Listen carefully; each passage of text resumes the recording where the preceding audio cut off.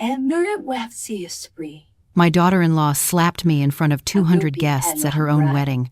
She screamed that I was a selfish old woman who needed to give up my home. What she didn't know was that I had secretly paid for her extravagant dress, the five-star ballroom, and the very champagne she was drinking.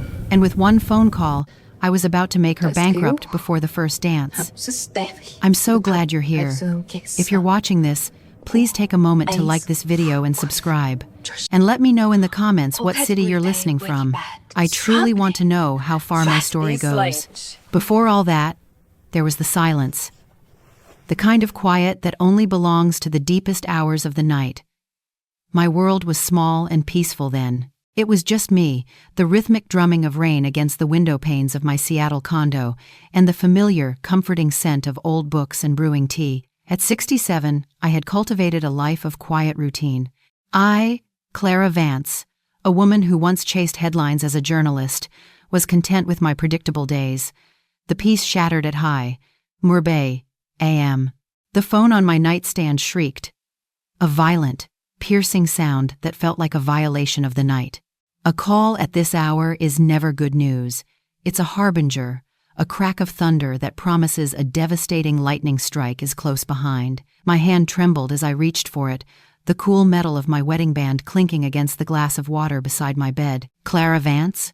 The voice was young, female, and wrapped in a clinical professionalism that did nothing to soften the blow that was coming. This is Harborview Medical Center. Your son, Leo Vance, was admitted tonight. There was an event, a suspected brain aneurysm. You need to come immediately. The words didn't register at first. They were just sounds, detached from meaning, like a foreign language.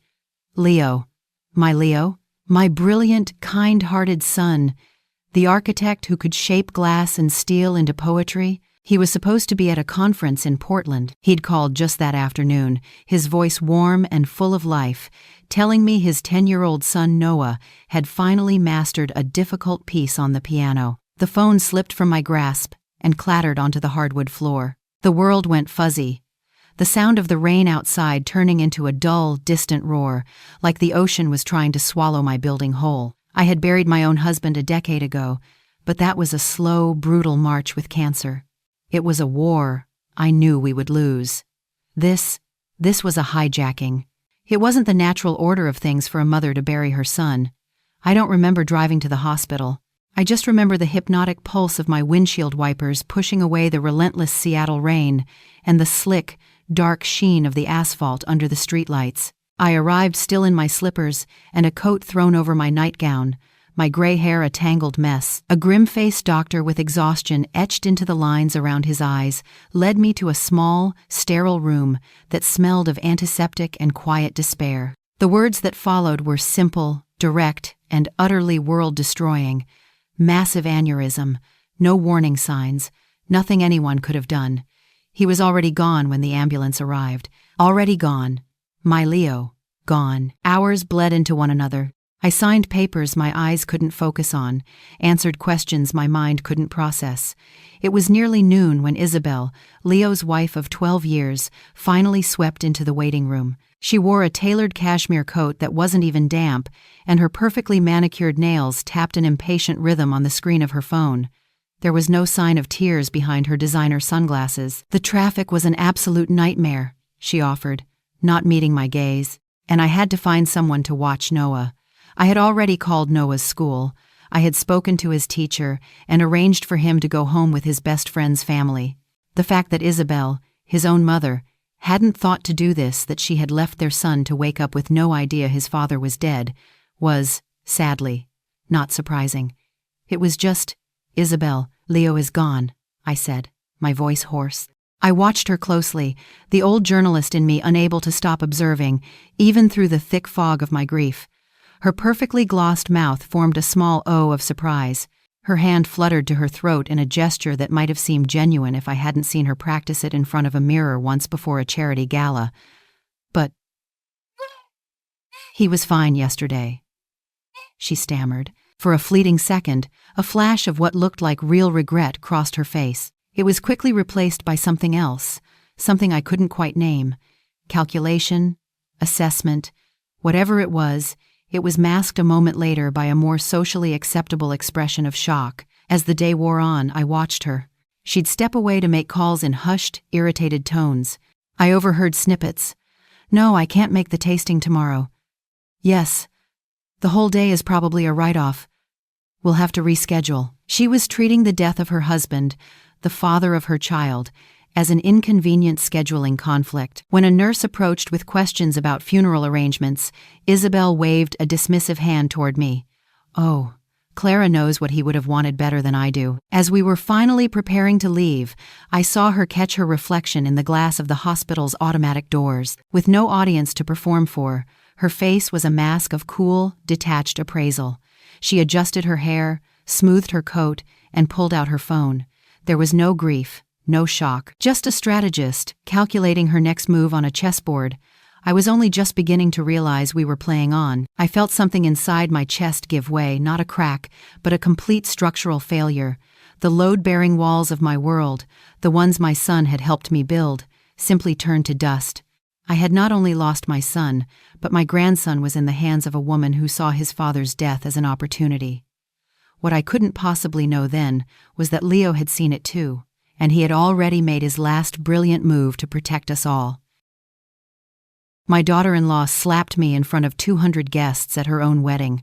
She screamed that I was a selfish old woman who needed to give up my home. What she didn't know was that I had secretly paid for her extravagant dress, the 5-star ballroom, and the very champagne she was drinking. And with one phone call, I was about to make her bankrupt before the first dance. I'm so glad you're here. If you're watching this, please take a moment to like this video and subscribe. And let me know in the comments what city you're listening from. I truly want to know how far my story goes. Before all that, there was the silence. The kind of quiet that only belongs to the deepest hours of the night. My world was small and peaceful then. It was just me, the rhythmic drumming of rain against the window panes of my Seattle condo, and the familiar, comforting scent of old books and brewing tea. At 67, I had cultivated a life of quiet routine. I, Clara Vance, a woman who once chased headlines as a journalist, was content with my predictable days. The peace shattered at high, Murray, a.m. The phone on my nightstand shrieked. A violent, piercing sound that felt like a violation of the night. A call at this hour is never good news. It's a harbinger, a crack of thunder that promises a devastating lightning strike is close behind. My hand trembled as I reached for it, the cool metal of my wedding band clinking against the glass of water beside my bed. Clara Vance? The voice was young, female, and wrapped in a clinical professionalism that did nothing to soften the blow that was coming. "This is Harborview Medical Center. Your son, Leo Vance, was admitted tonight. There was an event, a suspected brain aneurysm. You need to come immediately." The words didn't register at first. They were just sounds, detached from meaning, like a foreign language. Leo. My brilliant, kind-hearted son. The architect who could shape glass and steel into poetry. He was supposed to be at a conference in Portland. He'd called just that afternoon, his voice warm and full of life, telling me his 10-year-old son Noah had finally mastered a difficult piece on the piano. The phone slipped from my grasp and clattered onto the hardwood floor. The world went fuzzy. The sound of the rain outside turning into a dull, distant roar, like the ocean was trying to swallow my building whole. I had buried my own husband a decade ago, but that was a slow, brutal march with cancer. It was a war I knew we would lose. This was a hijacking. It wasn't the natural order of things for a mother to bury her son. I don't remember driving to the hospital. I just remember the hypnotic pulse of my windshield wipers pushing away the relentless Seattle rain and the slick, dark sheen of the asphalt under the streetlights. I arrived still in my slippers and a coat thrown over my nightgown, my gray hair a tangled mess. A grim-faced doctor with exhaustion etched into the lines around his eyes led me to a small, sterile room that smelled of antiseptic and quiet despair. The words that followed were simple, direct, and utterly world-destroying. Massive aneurysm, no warning signs, nothing anyone could have done. He was already gone when the ambulance arrived. Already gone. My Leo, gone. Hours bled into one another. I signed papers my eyes couldn't focus on, answered questions my mind couldn't process. It was nearly noon when Isabelle, Leo's wife of 12 years, finally swept into the waiting room. She wore a tailored cashmere coat that wasn't even damp, and her perfectly manicured nails tapped an impatient rhythm on the screen of her phone. There was no sign of tears behind her designer sunglasses. "The traffic was an absolute nightmare," she offered, not meeting my gaze, "and I had to find someone to watch Noah. I had already called Noah's school. I had spoken to his teacher and arranged for him to go home with his best friend's family. The fact that Isabelle, his own mother, hadn't thought to do this, that she had left their son to wake up with no idea his father was dead, was, sadly, not surprising. It was just, "Isabelle, Leo is gone," I said, my voice hoarse. I watched her closely, the old journalist in me unable to stop observing, even through the thick fog of my grief. Her perfectly glossed mouth formed a small O of surprise. Her hand fluttered to her throat in a gesture that might have seemed genuine if I hadn't seen her practice it in front of a mirror once before a charity gala. "But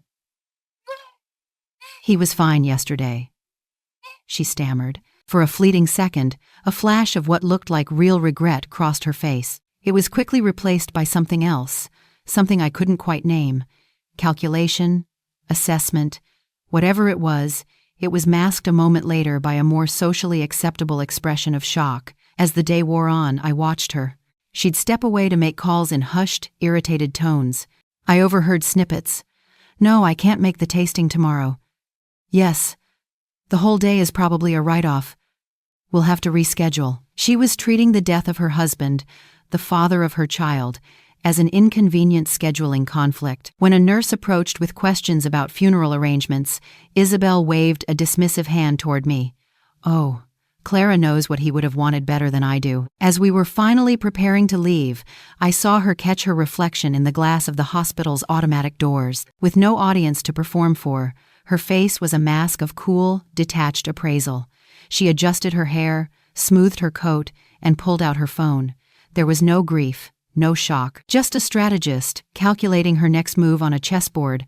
I was only just beginning to realize we were playing on. I felt something inside my chest give way, not a crack, but a complete structural failure.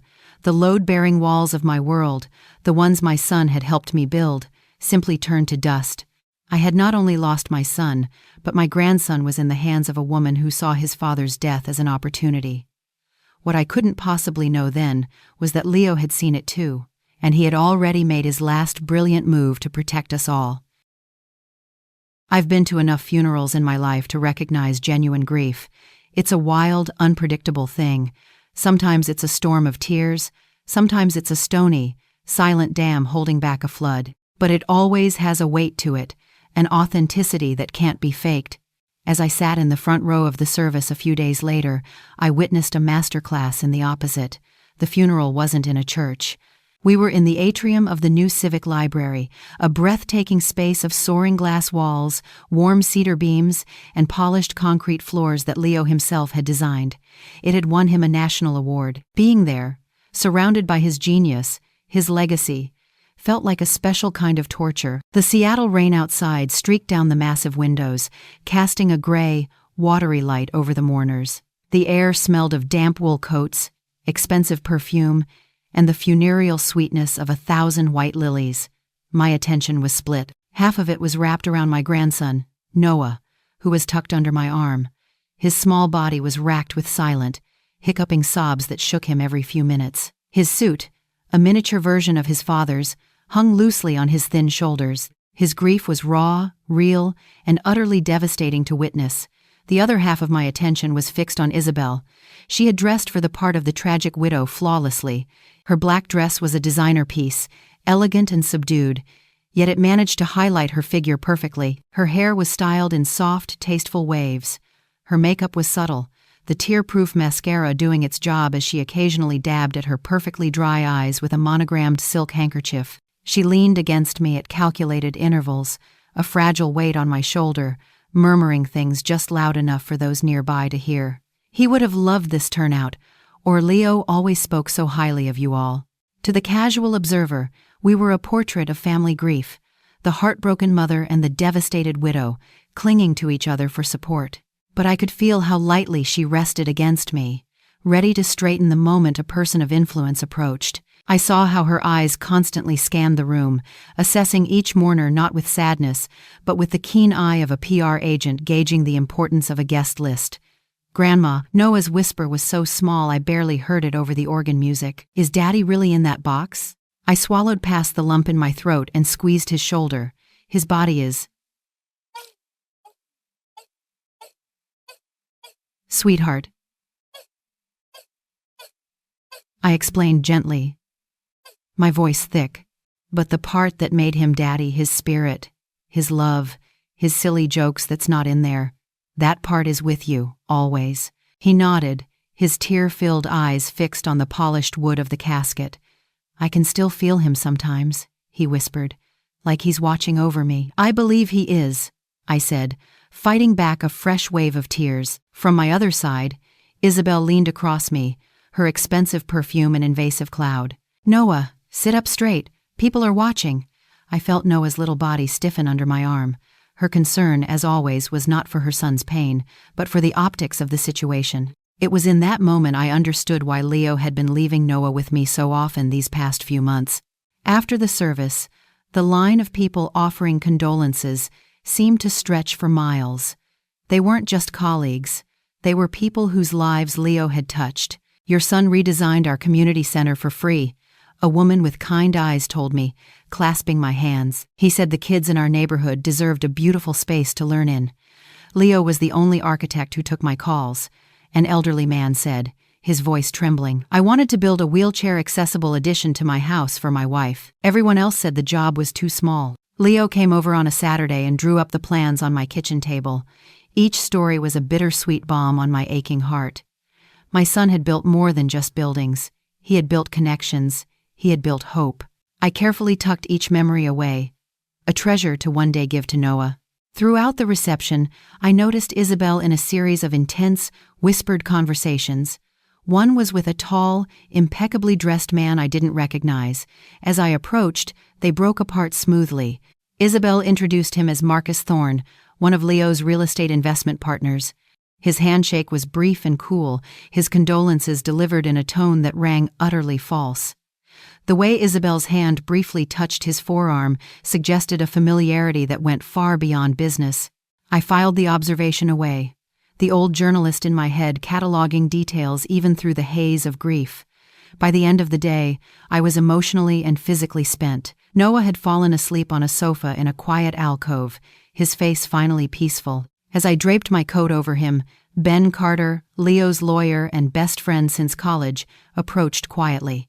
The grief on his face was genuine and deep, his eyes red-rimmed. He pulled me into a tight hug. "I still can't believe it, Clara," he whispered, his voice cracking. "We were supposed to go fishing next month." I just nodded, unable to speak. He glanced over at Isabelle, who was checking her makeup in a compact mirror, then back at me. "Can we speak privately for a moment?" He led me to a corner, away from the lingering guests. "Clara, Leo left very specific instructions about a few things," he said, his voice low. "I can't go into the details of the will until our meeting tomorrow, but he made me promise to tell you one thing immediately after the service." He paused, choosing his words with care. "He said to tell you, trust your gut about Noah. I made arrangements." The words hung in the air between us. Trust your gut. My gut was screaming that my grandson was in danger. "Does that make sense to you?" Ben asked, his eyes searching mine. I looked over at my sleeping grandson, so small and vulnerable, and then at his mother, who was now laughing softly at something on her phone. "Yes, Ben," I said slowly. "I believe it does." "Good," he said, a look of relief washing over his face. "He wanted you to know that. He made sure you both would be taken care of." Before I could ask more, Isabelle glided over, her socialite smile firmly in place. "Ben, darling, I hope we can get all this estate business settled quickly," she said, her tone light. "I'm thinking of taking Noah away for a while after this. A trip to somewhere warm. A change of scenery would do him a world of good." The casual way she spoke of uprooting my grieving grandson sent a chill down my spine. This wasn't about healing. This was about control, about escaping. "Of course," Ben replied, his voice a perfect mask of neutrality. My office. Tomorrow at 2. As we prepared to leave, I gathered the sleeping Noah into my arms, his slight weight a precious, fragile burden. Isabelle made no move to help, too busy scrolling through her phone. 17 missed calls, she sighed dramatically. So many arrangements to make. The word she used was, I. Now it's all on me. Not us. Not we. Just her. As I buckled Noah into my car, I felt something I hadn't felt since Leo's death. The cold, sharp clarity of purpose. I was no longer just a grieving mother. I was a guardian. Leo's last message wasn't just a warning. It was a charge. He had seen a threat coming, and he had put me on the front lines to defend his son, and I would not let him down. Ben's office was on the Bamui Bonth floor, with a panoramic view of the city Leo had loved so much, a city whose skyline he had helped shape. The space wasn't like a typical lawyer's office. It was modern and clean, with shelves holding architectural models instead of dusty law books. One was a perfect miniature of the library where we'd held the funeral.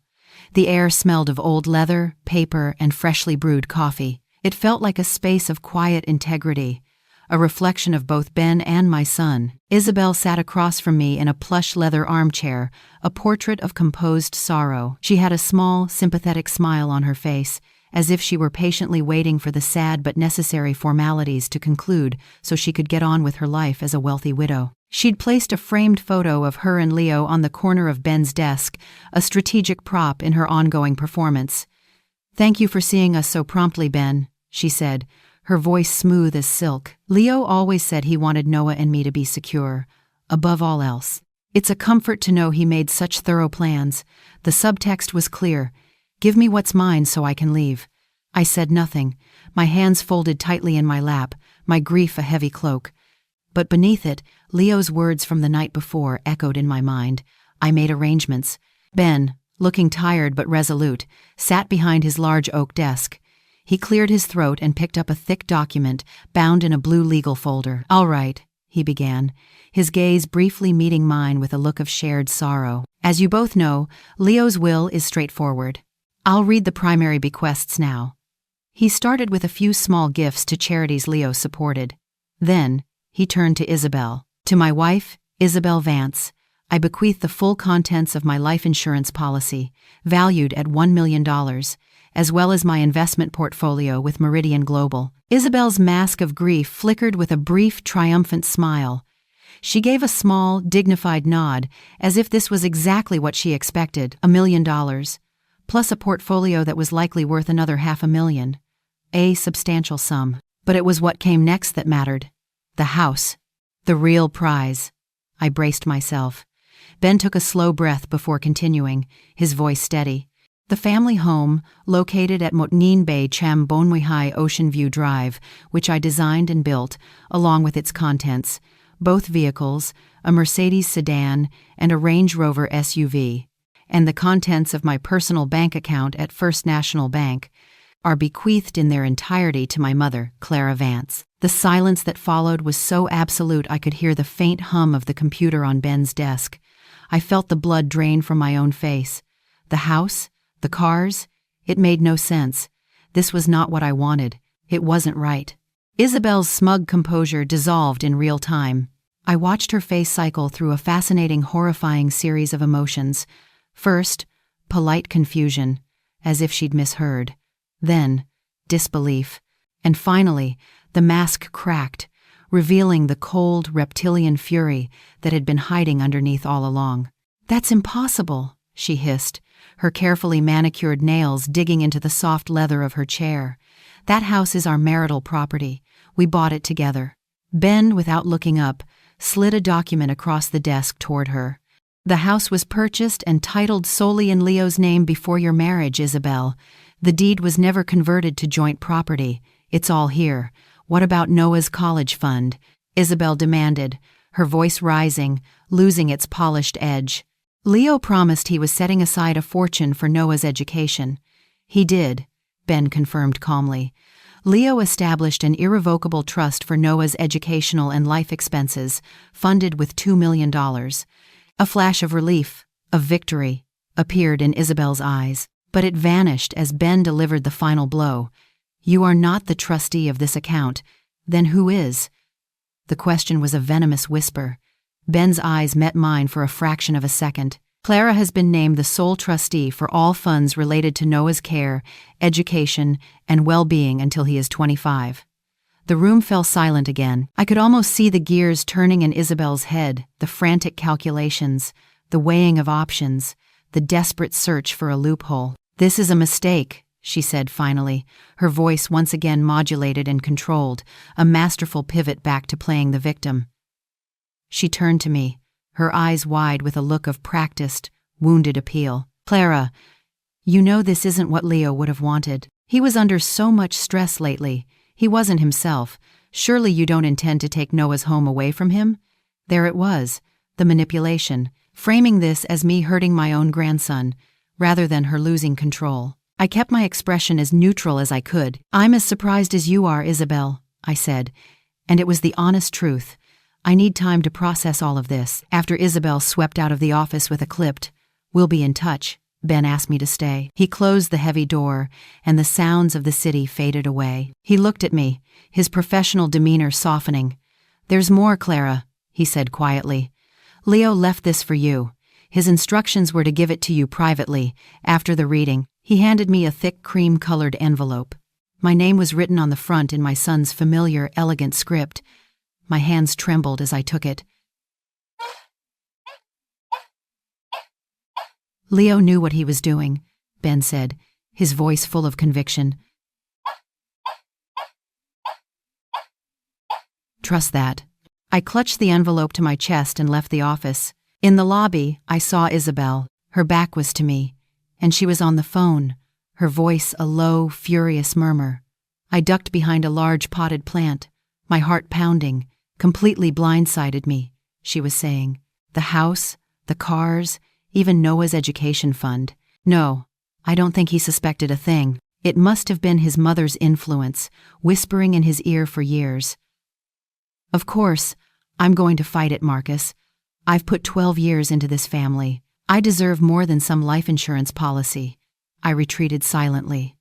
The bustling lobby faded into a dull roar, the way a newsroom does when you're zeroing in on a lead. All I could hear were those two names, linked together, Marcus and Isabelle. It wasn't just a detail, it was the headline of a story I suddenly realized I was living inside of. My son had been dead for less than a week, and she was already plotting with another man. Back in the quiet sanctuary of my own small condo, with the rain starting to fall again, I sank into my favorite armchair. With shaking hands, I broke the seal on Leo's letter. Inside was a single page from his architectural firm. "Mom, if you're reading this, then the worst has happened, and I am so sorry to leave you with this burden. But there is no one else in the world I trust. My marriage has been over for a long time. But in the last year, it's become something more than just a loveless partnership. It's become dangerous. I've discovered things about Isabelle, about her relationship with Marcus Thorne, and about their financial plans that make me truly fear for Noah's future and for your own security. It's not just an affair, Mom. It's much bigger than that. I've arranged things to protect you both. The house, the money, they aren't a gift. They are tools. They are your leverage to ensure Noah has one stable, loving person in his life when I'm gone. She will fight you for them. She will manipulate you and try to turn you into the villain. Don't let her know what you know. Watch her. Wait. Document everything. Ben has the rest of my instructions and the evidence I've gathered. He will help you when the time is right. I love you, Mom. You're the one who taught me to see the truth, even when it's ugly. Now I need you to use that strength to protect my son. Leo." Fresh tears streamed down my face, but these were not tears of grief alone. They were tears of a terrible, clarifying purpose. My son, my brilliant, beautiful boy, had seen the storm coming, and he had left me the blueprint for how to survive it. The days that followed the will reading were a strange, surreal performance. I moved into Leo's house, my house, a thought that still felt like a betrayal under the guise of providing stability for Noah. Walking through the rooms my son had designed was like living inside his heart. I'd run my hand along the cool, smooth concrete of the fireplace he'd been so proud of, or stand by the floor-to-ceiling windows and watch the rain fall on the Puget Sound, just as he must have done 1,000 times. The house didn't feel empty. It felt haunted by the ghost of a life that had been stolen too soon.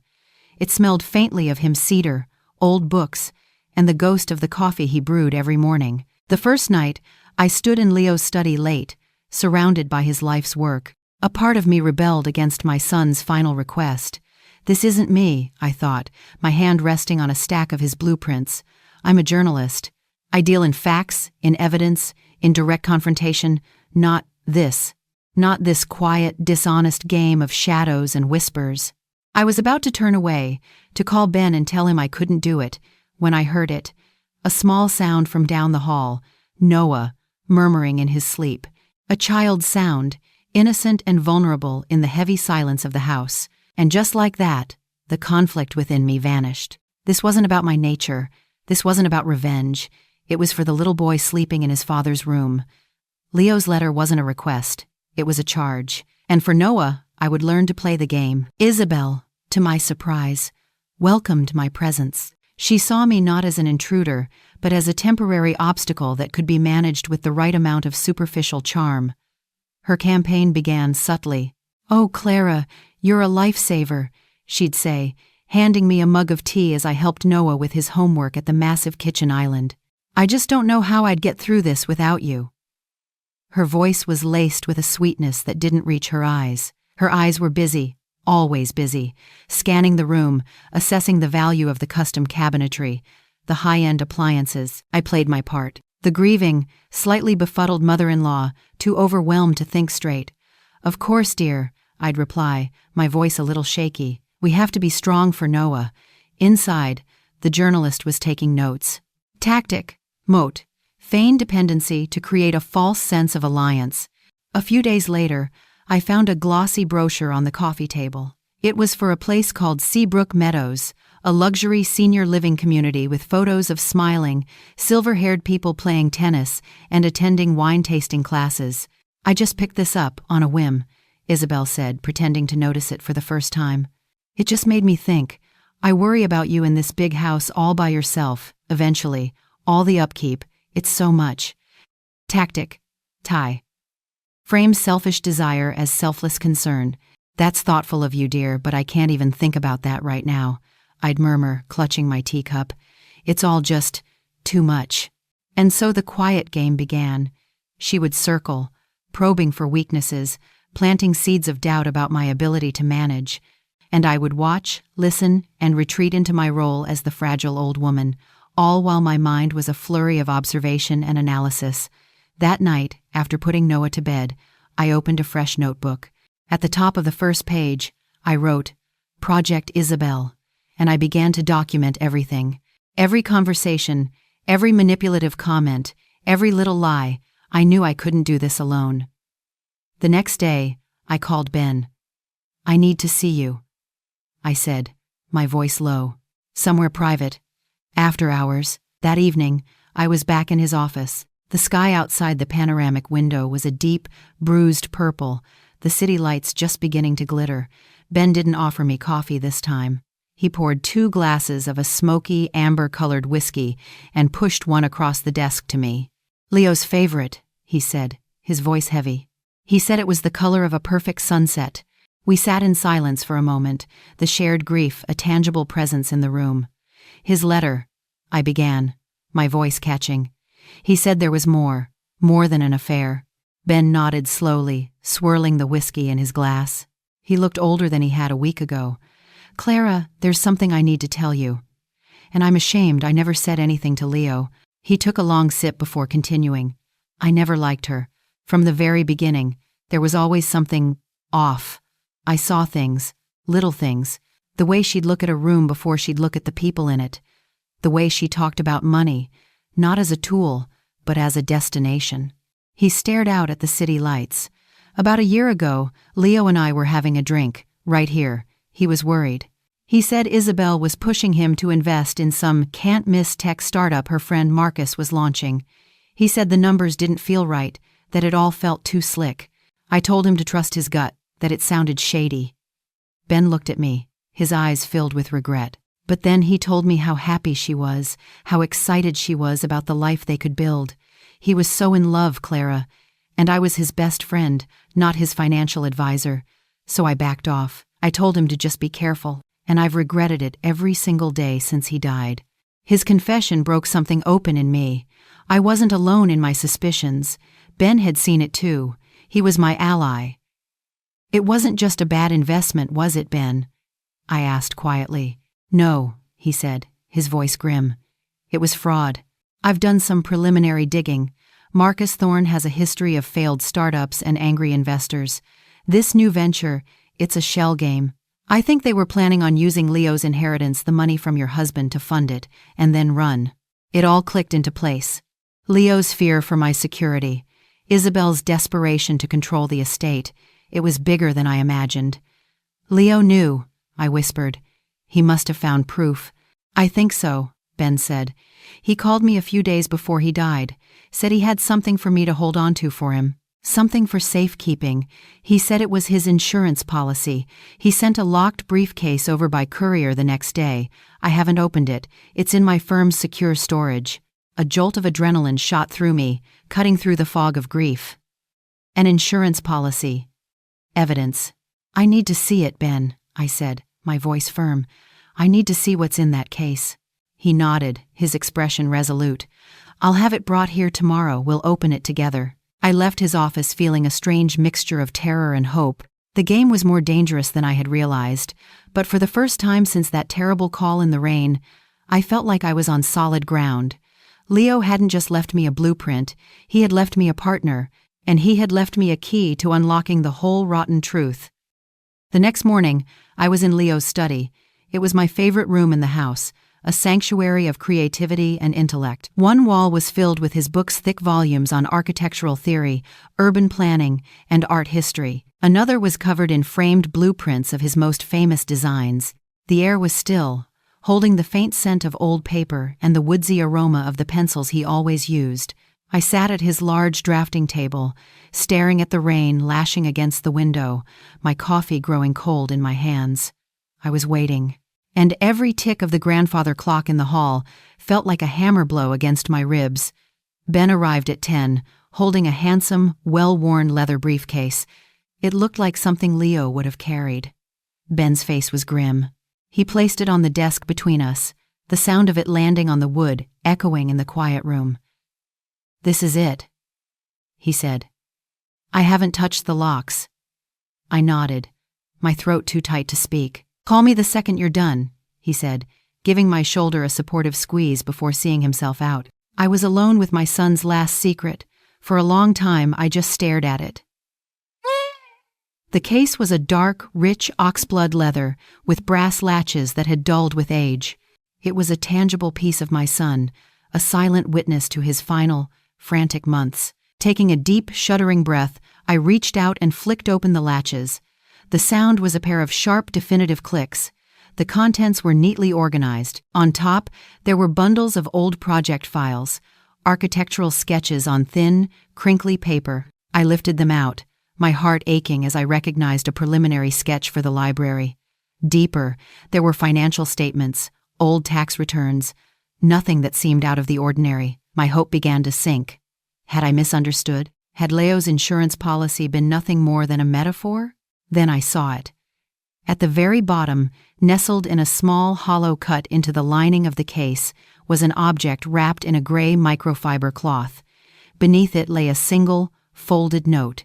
My hands were shaking so badly I could barely pick it up. The note was from Leo. "Mom, the password is the day our real life began. I'm sorry you have to see this." My brow furrowed. What did that mean? Unwrapping the cloth, I revealed a cheap plastic-looking burner phone. It felt alien in this room of thoughtful design, a disposable, anonymous tool for a secret, ugly life. I turned it on. The screen glowed to life, demanding a 6-digit passcode. The day our real life began. I tried Leo and Isabelle's anniversary. Incorrect passcode. I tried Leo's birthday. Incorrect passcode. I tried my own. Nothing. My mind was racing, my frustration mounting. What was he trying to tell me? Then, a wave of emotion so powerful, it almost buckled my knees, washed over me. Of course. It wasn't his life with Isabelle. It was the life that truly mattered to him. With trembling fingers, I typed in Noah's birthday. Hong tam mot bon mot nam. The phone unlocked. The screen displayed a long list of text messages. The contact was saved simply as... My heart pounded as I opened the thread. The most recent messages were from just a week before Leo's death. He's still dragging his feet. Did you talk to him? Isabelle. I tried. He said the numbers are weak. He's getting suspicious, Marcus. He keeps asking questions I can't answer. You need to handle it. Remind him what's at stake. Our future.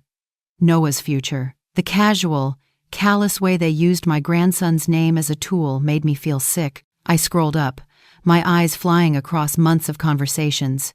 I saw their affair laid bare, flirtatious banter, plans for secret meetings, complaints about Leo working too late. It was painful, but it was what I had expected. It wasn't the real secret. I kept scrolling back, further and further, to nearly a year ago.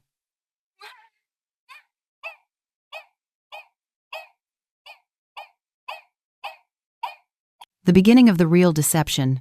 The architect's father left him a fortune, the Vance Legacy Fund. We could use that as the seed capital for the new venture. Isabelle, he's protective of that money, says it's for Noah. He won't touch it for a risky investment. It's not risky, and it's not his money to sit on. It's your family's future. You just need to make him see that. He trusts you. My blood ran cold. This wasn't just an affair.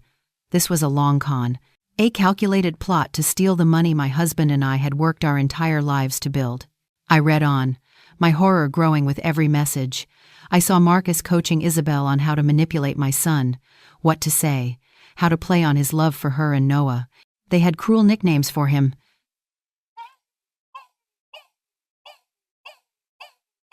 The Golden Goose.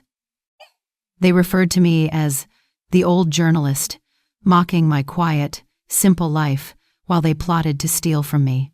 Then, I found the message that made the entire room tilt on its axis. It was from Isabelle to Marcus, dated 3 months ago, right around the time Ben said Leo had changed his will. Isabelle, he's not biting.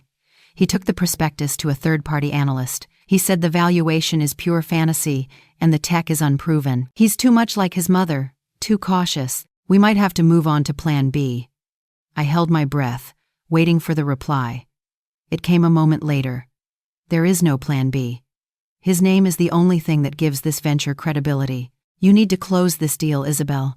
I don't care what it takes. Cry, scream. Use the kid if you have to, but you get him to sign. Use the kid if you have to. The words on the screen, use the kid if you have to, seemed to pull all the oxygen from the room. I didn't make a sound. I simply forgot how to breathe. The cheap plastic of the phone felt impossibly heavy in my hand, a toxic artifact from a life I never knew my son had to navigate. The ugly, plastic thing contained the absolute worst of human nature. This wasn't a woman who had fallen out of love. This was a predator who had seen my son as a mark and my grandson as a tool for leverage. Leo hadn't just been protecting our money. He had been protecting his son from a mother who was willing to use him as a pawn in a multi-million-dollar fraud. I finally understood the depth of his fear, the impossible position he had been in. Confronting her would have meant a war for Noah. Staying silent meant risking our entire family's security. So he had built a firewall. He had created a plan. He had left me his insurance policy. I sat there in the deepening gloom of his study for what felt like hours, the phone screen casting a sickly, greenish glow on the blueprints that lined the walls. The grief for my son was still there, a vast, aching chasm in my soul. But now, it was joined by something else, a cold, diamond-hard fury. The quiet game was over. This was no longer just about protecting Noah's inheritance or his home. It was about protecting him from the vipers his father had died trying to escape. My hands were steady now. I picked up my own phone and dialed. "Ben," I said, my voice low and clear. "I have it. I have everything." I took a breath, the words tasting like ash in my mouth. "It's so much worse than we thought." The weekend Isabelle took Noah on a getaway with Marcus was the longest 48 hours of my life. She sent me a few photos texted from her phone. Noah, squinting in the sun on a sailboat. Noah in front of a fancy-looking resort. In every picture, he looked small and lost, and his smile never reached his eyes. They returned late on Sunday night. Isabelle swept in, glowing from the sun, talking a mile a minute about the incredible networking opportunities and the unreal investment potential on the island. Noah was quiet. He trudged in behind her, his shoulders slumped, a faint sunburn across his nose and cheeks. He didn't say a word, just gave me a tired look before heading upstairs to his room. Isabelle waved a dismissive hand. He's just exhausted. The sea air really takes it out of you. He had a wonderful time. Later, after Isabelle had gone out for a late dinner meeting, I brought a cup of chamomile tea up to Noah's room. I found him sitting on his bed, just staring at a model of the library his dad had designed. "Want to tell me about the boat?" I asked gently, sitting beside him. His lower lip trembled. "Mom was on her phone the whole time," he whispered, picking at a loose thread on his comforter. "She and Mr. Thorne talked about business. He told me that big boats weren't for little boys' hands." His voice was flat, matter of fact, as if he were already learning to expect disappointment. And at night, they went to a party. They left me with a babysitter at the hotel. I didn't know her. She just watched TV and fell asleep. I pulled him into a hug, my mind a cold, furious storm. Later, when I tried to document what he'd told me in my journal, my hand was shaking so badly that my own handwriting was illegible. That's how I knew this was a new kind of pain. I pulled him into a hug, my mind a cold, furious storm. I documented every word in my journal that night. The pattern of neglect was becoming clearer and more damning with each passing day. A few days later, Isabelle approached me with a bright, purposeful smile. "Clara," she said, her tone brimming with manufactured warmth, "I've been doing so much thinking. About us, about Noah, about the future.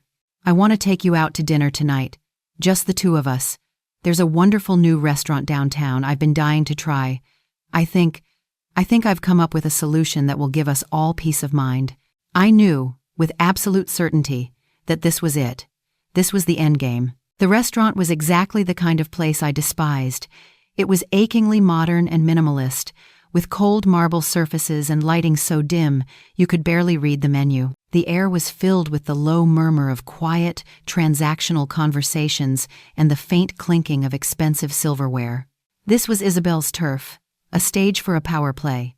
She had already ordered a bottle of champagne that cost more than my monthly grocery bill. "To new beginnings," she said, raising her glass to me, her smile a perfect, polished mask. I sipped politely, playing my part. "Clara," she began, leaning forward conspiratorially, after we'd ordered our tiny, overpriced appetizers. "You and I both know this situation with the will is complicated. It's awkward. It's not what Leo would have wanted, not if he'd been thinking clearly." She sighed dramatically. "I've spoken with an excellent estate attorney. He believes we could easily contest the will based on the stress Leo was under in his final months. But honestly, who wants that? The legal fees, the fighting, it would be so ugly. So damaging for Noah." She let the threat hang in the air for a moment before continuing. "So I've come up with a better solution. A cleaner one. One that gives us both what we truly want and protects Noah from any more drama." "I'm listening," I said, my voice quiet, my hands clenched into fists in my lap, hidden by the tablecloth. "It's simple," she said, as if offering me a tremendous gift. "You transfer the house, the vehicles, and the trusteeship of Noah's fund back to me, as Leo's widow. Put them where they belong." I kept my expression neutral, a blank canvas of thoughtful consideration. "I see. And what is it that I get in this solution?" Her smile widened. "Your relationship with Noah, of course," she said, her voice dropping to a confidential whisper. "In exchange, I will give you a legally binding document that guarantees your visitation rights. Every other weekend, major holidays, we can work out the details. I'll put it in writing. That way, no matter where I and Noah decide to live in the future, you will always have a protected right to see him." The sheer, breathtaking audacity of it almost made me laugh. She was offering to sell me my own grandson, packaging it as a generous act of compromise. She was threatening to take him away while pretending to guarantee my access to him. That's quite a proposal, Isabelle, I managed. It's the best way, Clara. The only way to avoid a horrible fight that would only hurt the person we both love most. She was so confident, so sure of her own brilliance, so convinced of my weakness. She reached into her ridiculously expensive handbag and pulled out a folded document. I took the liberty of having my attorney draft a simple agreement, she said, sliding the crisp, white paper across the marble table. It lays everything out. Clean, simple, everyone wins. I picked it up. My fingers felt strangely numb. I scanned the cold, legal language that would undo everything my son had died trying to do. It was a document of pure, distilled greed. I'll need to think about this, I said, carefully folding the paper and placing it into my own worn purse, and perhaps have Ben review it. Her smile tightened almost imperceptibly. I wouldn't involve Ben. He's too emotional about all this. My attorney assures me this is a very standard agreement. Even so, I said, gathering myself to leave. An important decision like this deserves careful consideration. Leo always taught me never to sign anything without sleeping on it. She couldn't argue with that. As I drove home through the glittering city lights, my hands were finally steady on the wheel. The grief, the fear, the uncertainty that had been my constant companions for weeks had receded. In their place was a cold, hard clarity. She had underestimated me. She had underestimated my son, and she had just handed me the weapon I needed to end this. In her arrogance, she had put her soul on paper, and I was going to use it to save my grandson. The next morning, I walked into Ben's office and placed the folded document from the restaurant on his desk. He picked it up, read it, and then read it again. A slow, incredulous smile spread across his face, though it held no humor. My God, he breathed, shaking his head. She actually put it in writing. She tried to barter her own son. He looked up at me, his eyes sharp. This is it, Clara. This is the ball game. It's no longer just your word against hers. This is documented coercion. Combined with the evidence of the fraud and the neglect you've been tracking, we can act. Now. What does that mean? I asked, my own heart starting to beat a little faster. It means we file an emergency petition for temporary custody of Noah, he said, his voice all business now. We file on the grounds of parental neglect, emotional endangerment, and clear flight risk. Her plans to take Noah away, this document, her connection to Marcus Thorne, a judge will take this very seriously. 2 days later, the storm broke. After a court server delivered the papers to Isabelle at her PR firm, my phone erupted with a call from a number I didn't recognize. I answered to a torrent of rage, a shrieking, incoherent stream of curses and threats. "You scheming, manipulative witch," Isabelle screamed, her voice unrecognizable, stripped of all its polish and poise. "You will regret this. My lawyers will bury you. You will never see Noah again." Following Ben's instructions, I said nothing. I just listened to her fury spend itself, a tidal wave of hatred crashing against the silence on my end of the line. Finally, I spoke, my voice calm and low. "Isabelle, on the advice of my counsel, all future communication will have to go through our lawyers. I will see you at the hearing." I hung up before she could respond. The day of the hearing, the courtroom felt like a vacuum, sucking all the air out of my lungs. The room was paneled in dark, imposing wood that seemed to have absorbed a century of sorrow and conflict. Isabelle was already there, sitting beside a man who looked like he was carved from granite and dressed in a $1,000 suit. Marcus was clearly paying for the best. Isabelle herself was a work of art. She wore a simple, conservative black dress. Her hair was pulled back in a severe, modest bun. Her face was scrubbed clean of makeup, making her look younger, more vulnerable. She was playing the part of the wronged, terrified mother. As I walked in, her eyes met mine with a look of pure, glacial hatred, which she quickly transformed into a mask of wounded confusion for the benefit of the judge. The performance had begun. Her lawyer, Mr. Davies, was slick and aggressive. He painted a masterful, poisonous picture. He portrayed me as a lonely, controlling mother-in-law, deranged by grief, who had become obsessively attached to her grandson. He twisted my careful documentation into a disturbing fixation. He framed Isabelle's neglectful parenting as the actions of a devastated widow wisely leaning on her family for support. Your Honor, he concluded, his voice dripping with condescension, we have here a grieving young mother, trying to build a new life for her son, being harassed and emotionally terrorized by a woman who cannot let go of the past.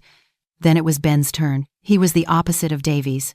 He was calm, methodical, and respectful. He didn't rely on theatrics. He relied on the truth. He built his case brick by brick. First, my journal, detailing a clear and consistent pattern of neglect. Missed doctor's appointments, forgotten school lunches, leaving Noah with strangers. Next, a report from Noah's school counselor, outlining his increased anxiety and emotional withdrawal since his father's death, spikes that corresponded directly with periods of his mother's absence. Then, the evidence from the burner phone. Ben didn't even have to read the messages about the affair. He focused on the plot to defraud Leo, showing a clear pattern of conspiracy and greed that put Isabelle's character and judgment into serious question. Davies objected repeatedly, but the judge, a stern, intelligent woman named Carlton, overruled him every time. Finally, Ben picked up the last piece of evidence. And finally, Your Honor, we have this. He placed the agreement Isabelle had given me at the restaurant into evidence. This is a document drafted by Mrs. Vance's own attorney, a document in which she offers to sell access to her own 10-year-old son in exchange for a house and control of his trust fund. A quiet gasp rippled through the small courtroom.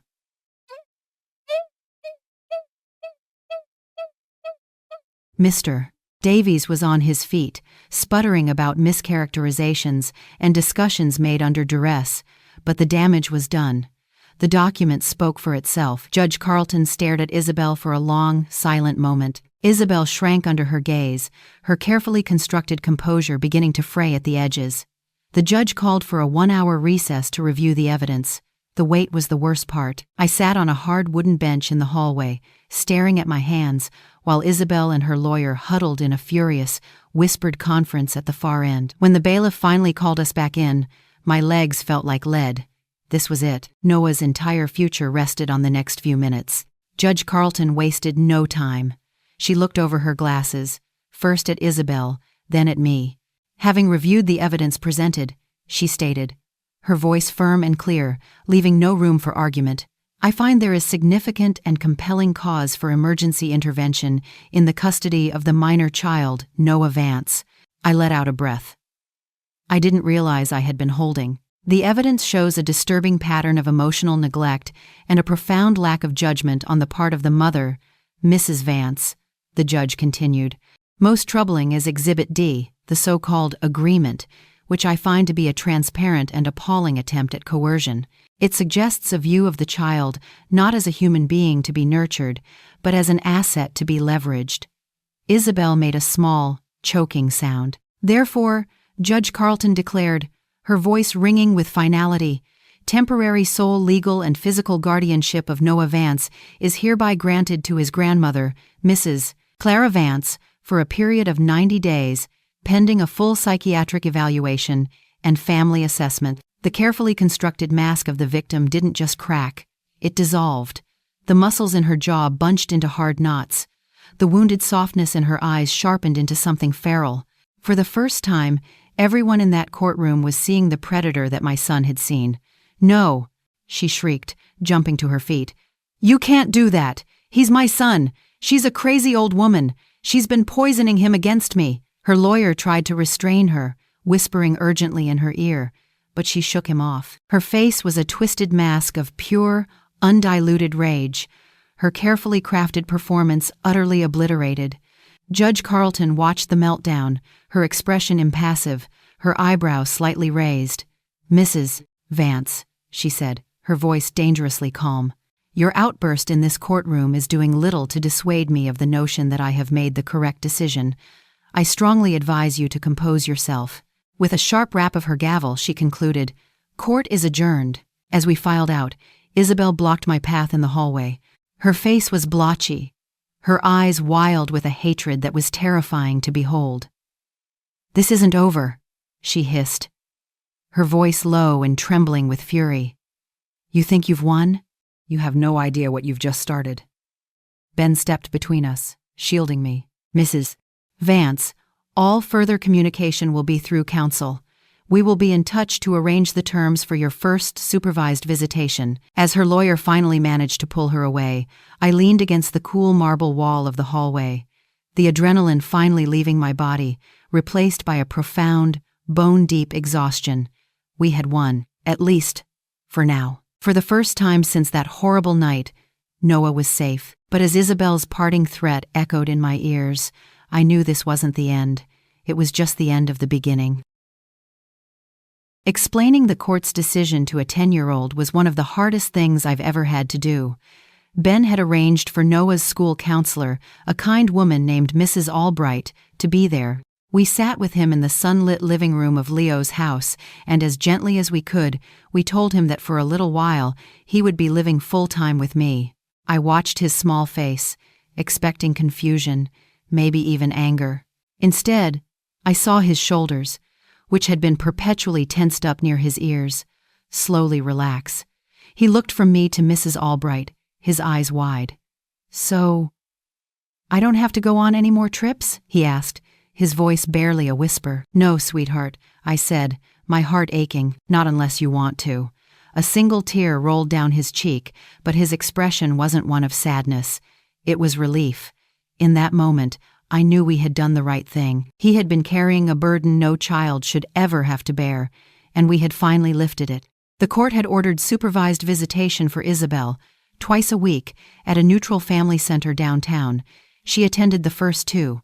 The room was a sterile, cheerful place with worn-out toys and the faint smell of bleach. Isabelle spent most of the time scrolling through her phone, sighing dramatically, while Noah quietly built a tower of Legos on the floor. On her third visit, she brought him an expensive drone, a wildly inappropriate gift for an indoor play center. When the supervisor told her it had to stay in the box, Isabelle got into a petulant argument and ended the visit early. She canceled the next one, citing a migraine. The performance was over. Without a wider audience to play for, she couldn't even feign motherhood for a single hour.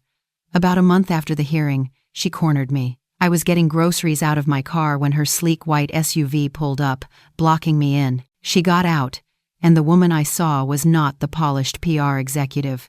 Her hair was unkempt, her eyes were wild with a desperate, frantic energy. The mask was gone. "You've ruined me," she said, her voice a low, gravelly rasp. "Marcus's investors are pulling out. My firm fired me. I have nothing." "You have $1 million life insurance policy, Isabelle," I replied calmly, leaning against my car. "You are far from having nothing. $1 million doesn't buy back a reputation," she snapped. "This was supposed to be my life. This house. This city. You took it all from me. You owe me." "I owe you nothing," I said, my voice as cold and steady as the Seattle drizzle that had started to fall. "I was married to your son for 12 years, she cried, her voice rising. "That's worth something. I deserve a severance package. A clean break. You give me $5 million from the estate, and I'll disappear. You'll never see me again. I'll sign whatever you want." There it was. The final, raw, transactional nature of her soul laid bare. She saw 12 years of marriage not as a partnership, but as a long-term job from which she'd been unfairly dismissed. "Leo left you what he felt you deserved, Isabelle," I said, turning to walk away. "What you do with it is your life to live. But my son's legacy, the one he built to protect his child, is not for sale." That was the last time I ever spoke to her. A week later, Ben called. Isabelle, through her lawyer, had agreed to relinquish all parental rights to Noah. She wanted a clean break. No ties, no responsibilities. She was moving to Europe with Marcus to try and start over. Her only remaining connection to our lives would be the child support checks the court ordered, drawn from the inheritance Leo had left her. She had made her choice. She chose freedom over her son. 2 years have passed. The silence in this house is different now.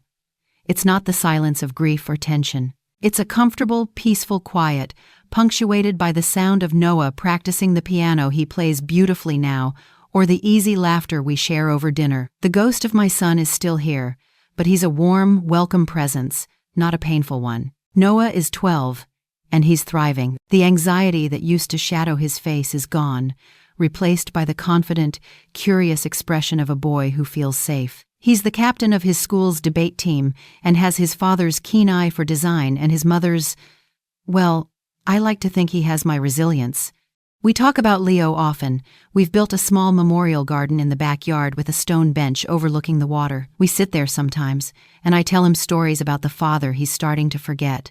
Not just the good things, but the real things. Last week, we were looking at a set of his father's old blueprints, the original plans for our house. Noah was tracing the lines with his finger. "Grandma," he said quietly, "do you think Dad knew this would happen, that I'd end up living with you?" I looked at my grandson, so much like his father, and I chose my words with care. "I think your dad was a brilliant architect, sweetheart. He knew how to build things that would last, things that could withstand a storm, and he knew that the most important thing he would ever build was you." I put my arm around him. He didn't know exactly what the storm would look like, but he made sure he left behind the best possible foundation to keep you safe. As I look around this home, filled with Noah's art projects taped to the fridge and his muddy sneakers by the door, I know that my son's legacy is not in the buildings he designed or the money he left behind. It's here, in the bright, resilient, wonderful boy he entrusted to my care. The journey was harder than I could ever have imagined, a trial by fire that burned away the family I thought I had. But from the ashes, we built something new, not a replacement, but a different kind of family, forged in loss, built on a foundation of fierce, protective love, and designed, like one of Leo's own creations, to stand strong against the rain.